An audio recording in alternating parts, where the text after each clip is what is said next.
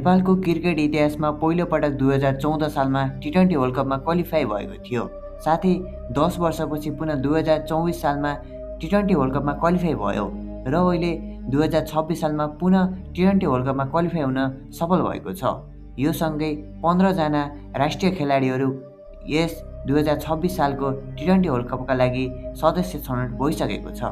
यस 2026 को टी20 वर्ल्ड कपमा कुल 20 टिम रहेका छन्, जसमा 4वटा ग्रुप बनाई 5-5वटा टिमलाई विभाजन गरिएको छ। हरेक टिमले आफ्नो समूहका अन्य 4 टिमसँग एक खेल खेल्नेछ।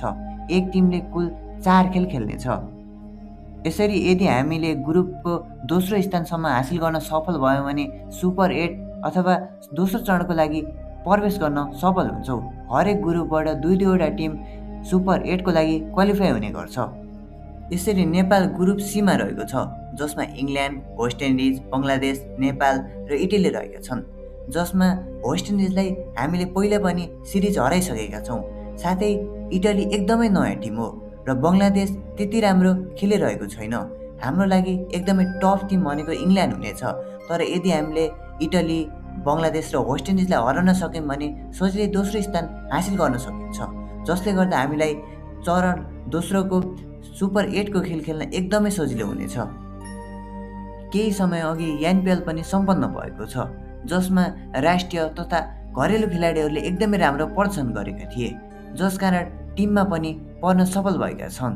जुन 15 सदस्य छन् त्यस टिममा नयाँ खेलाडीहरू पनि पर्न सफल भएका छन्। त्यसकारण एनपिएलबाट नयाँ प्लेयर र राष्ट्रिय स्तरका प्लेयरहरूलाई पनि राम्रो फाइदा पुगेको छ।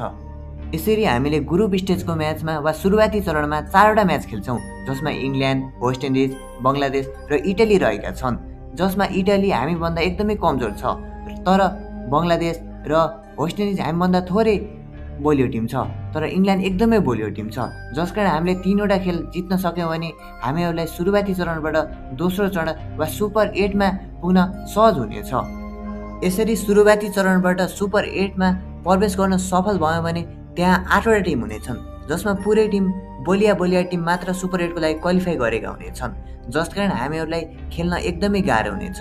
यदि प्लेयरले राम्रो खेलिदिएमा त राम्रै होला, तर अझै पनि वर्ल्ड कप जित्न सक्ने त्यति सम्भावना देख्दैनौँ। तर यदि हामीले हाम्रो इन्फ्रास्ट्रक्चर र घरेलु खेलकुदमा एकदमै विकास गर्नु अझै जरुरी छ, जसकारण ठुला देशहरूलाई पनि हराउन सक्ने क्षमता हामीमा हुनेछ। यसरी हामीहरू समूह चरणको पहिलो चरणबाट दोस्रो चरण वा सुपर 8 मा मात्र पुग्न सफल भयौँ भने यो हाम्रो लागि एकदमै ठुलो सफलता हुनेछ। यसरी अहिलेको समयमा वर्ल्ड कप जित्ने त्यति सम्भावना त छैन, तर भविष्यका दिनहरूमा एकदमै धेरै सम्भावना बोकेको छ। यदि हामीले घरेलु क्रिकेट संरचनामा एकदमै जोड दिने र घरेलु प्लेयरहरू उत्पादन गर्नमा एकदमै जोड दिने हो भने पछिल्का दिनहरूमा वर्ल्ड कप जित्ने सम्भावना एकदम बोकेको छ। घरेलु संरचनामा हाम्रो राम्रो ग्राउन्ड भनेकै टिओ ग्राउन्ड मात्र हो। अरू अन्तर्राष्ट्रिय रूपमा त्यति राम्रो ग्राउन्डहरू नेपालमा छन् भने पनि बन्दैछन्, जुन कम्प्लिट हुन अझै समय लाग्छ। साथै हामीले अन्तर्राष्ट्रिय रूपमा अनुभवहरू बढाउँदै जानुपर्छ।